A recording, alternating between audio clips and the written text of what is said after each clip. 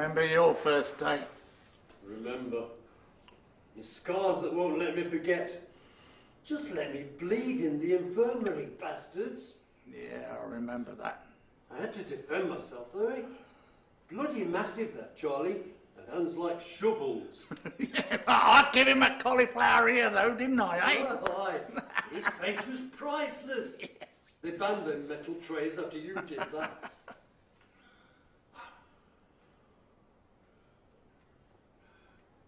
We used to rule this place. You still got that picture? Yeah, you want to see it? Or later. All right, then. Here.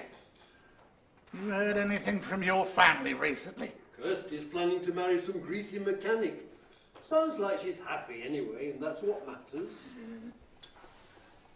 What you gonna do when you get out of here? Oh, I don't know. Get a job, my own place near my girls. You scared of getting out? No way. You ever gonna get that, Aston? Yeah, I mean, I've got to get a job first and then save a bit of cash. Not going to nick it then. Might end up back here if you do. Nah. Straight and narrow for me from now on. I ain't never coming back to this place. That's for sure. What do you mean you're not going to make it? I don't even know what a guy looks like.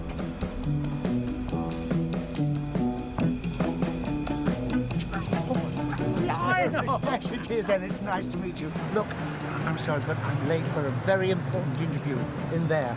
So I've got to go and pick something up, and I'm in a terrible rush. It's been nice to see you. All right? Oh, really? Listen, you so owe me one. He's what? Hello? Hello? Oh, shit! Can't even Google him now. Fucking battery.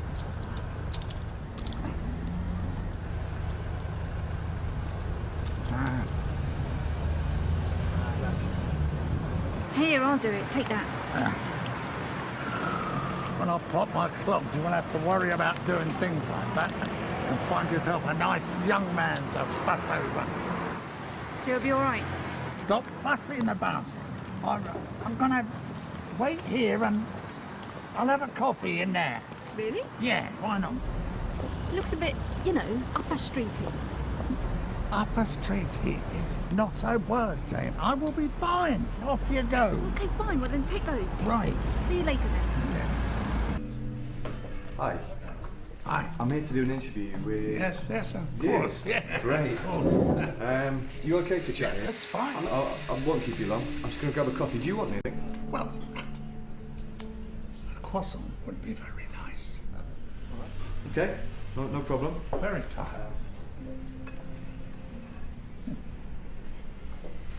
So, lovely to meet you. I've got to be honest, I don't know that much about your early stage and TV work, but it's great to see you back in the swing of things. And I'm very excited.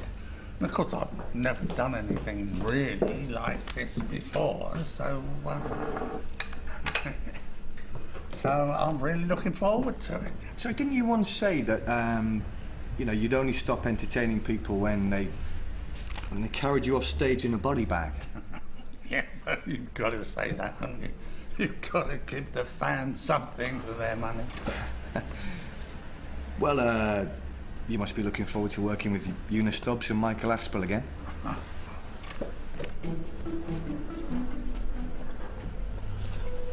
To tell you the truth, I never really got on with them.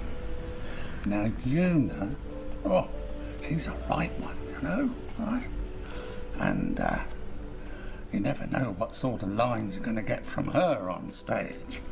And then Michael, and he's all airs and graces, is a right diva.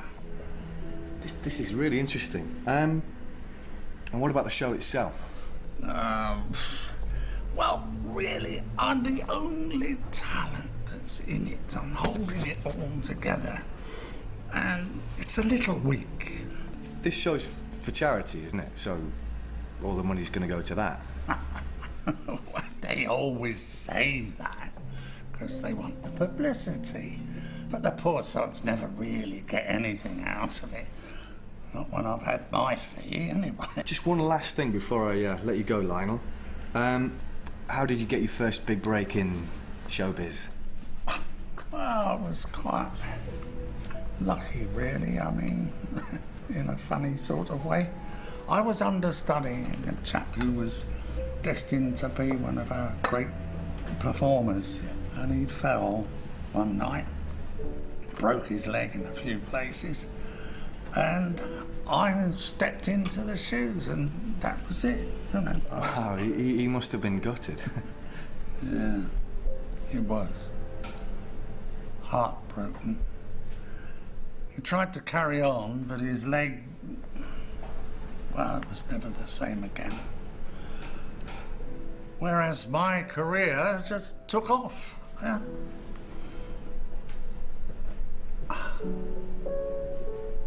Saying that, I'm sure he had a good life and probably wouldn't change a thing. So, am I free to go? Oh, of course. Thank you so much for your time, Mr. Blair. It's a pleasure. All the very best. And, break a leg. Yeah, break a leg.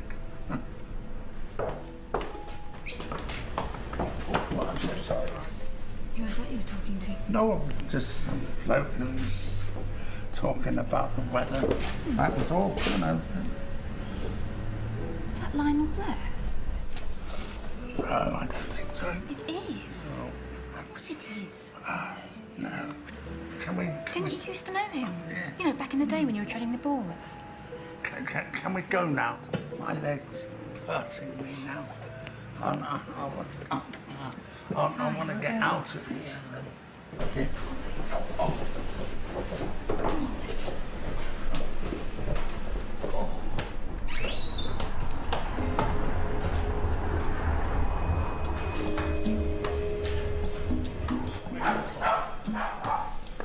Have you been here all day? Yeah, I came in at 9. And nobody's asked for me? No, I haven't seen anybody.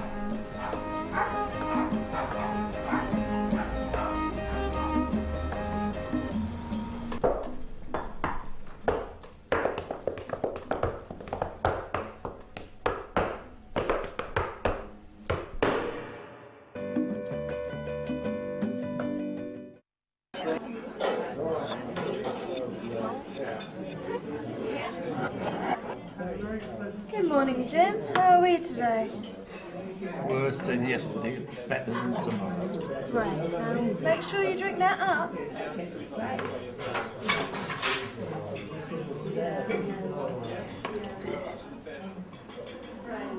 Yeah. When can we go back? Next weekend. You know this, Jim. And make sure you drink that up. It'll do you the world of good. I don't see you drinking any of it. Right.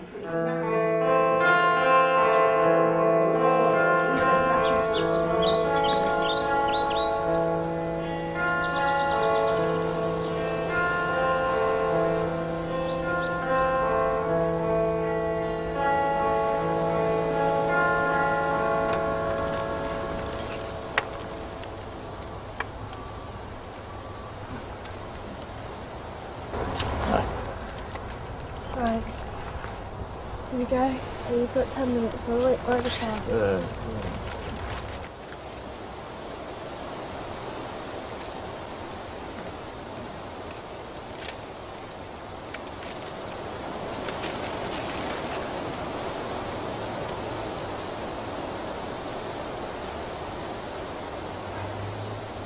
Told you I'd be back, didn't I? Not a lot's happening this week. Old George McIntyre, he passed away. Don't suppose you met him, had you? No. And then, well, they phoned the police again about them bloody kids right outside my window every night.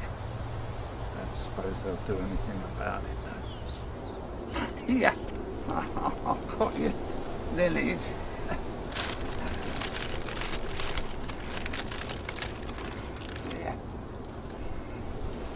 favourites, eh? Do miss you, Elaine. More and more each day. I remember that last day. You were so happy. I was so angry. I was shouting, and I didn't mean half the things I said to you. And I didn't mean to push you.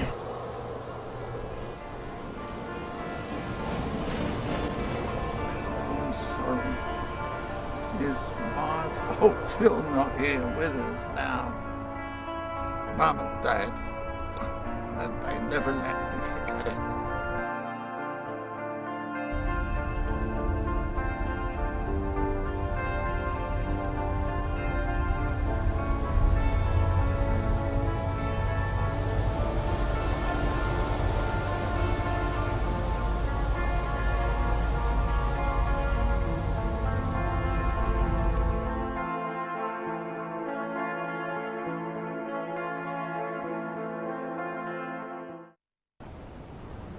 Right, go on then. Well, I can't do it with all of you watching me. Don't be a coward. You've been stood there for ages. All right, just give me a minute.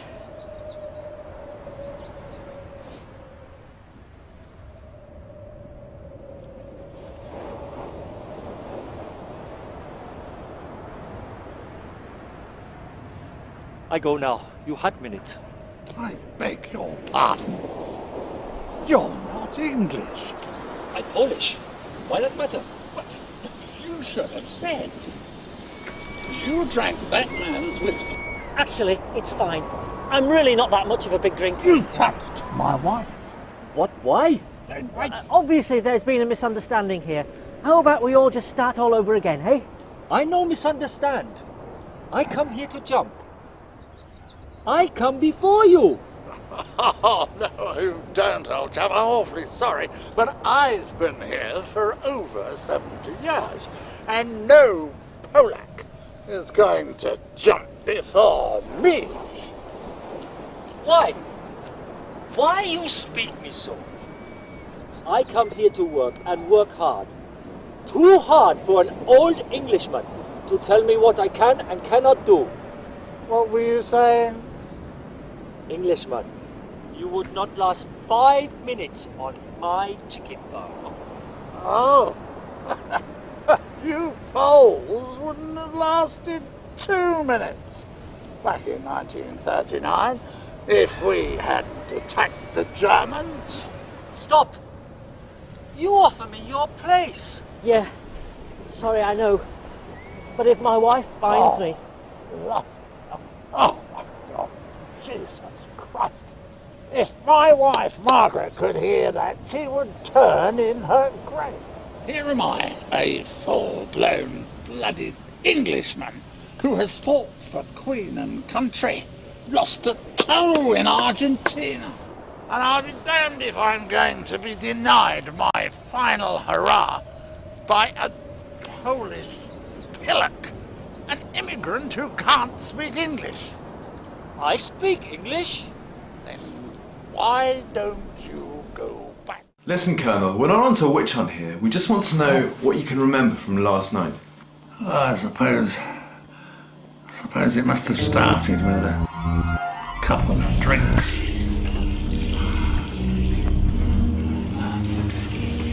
Oh, yeah. Nice to see you. You having good evening? Colonel.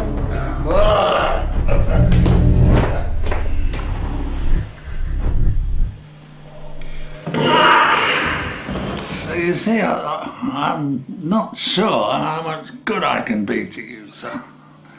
Could you describe your relationship with the deceased? He's a bit of a cad, if you know what I mean. And what about his involvement in your son's trial? Well, at the end of the day, he didn't represent my son. How did that make you feel, Colonel? What? I mean, did you resent Mr. Black for not supporting you? For a man of your profession, a violent confrontation would not have been out of character. Now listen, my boy, if you're going to put words in my mouth, my lips are sealed. Sit down, sir. You have no alibi, but you have the motive and the means. I said sit down!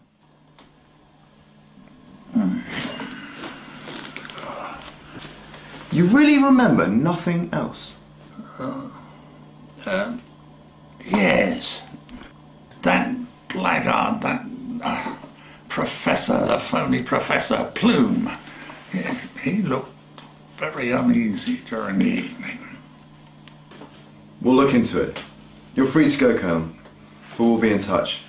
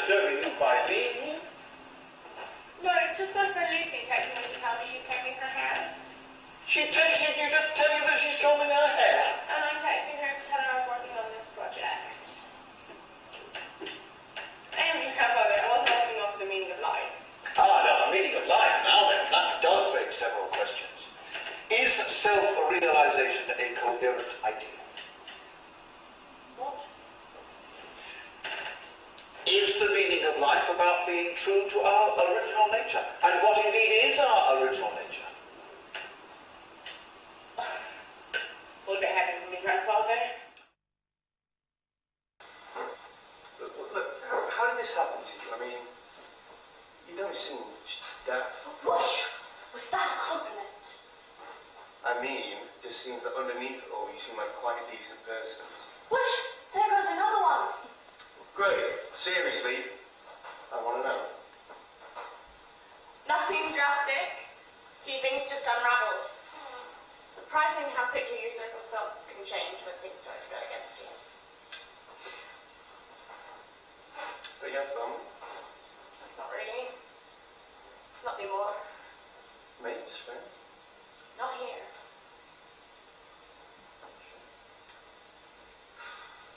Well, you know what? I know what it's like. Sleeping rough. Do you? Yeah. Did it once myself. My ex-girlfriend and I rose into it. One of those charity things. Me, my girlfriend, a few mates, some beers, a bit of nosh, a guitar. Didn't get much sleep, actually. It was a bit low. So, not quite the same thing then.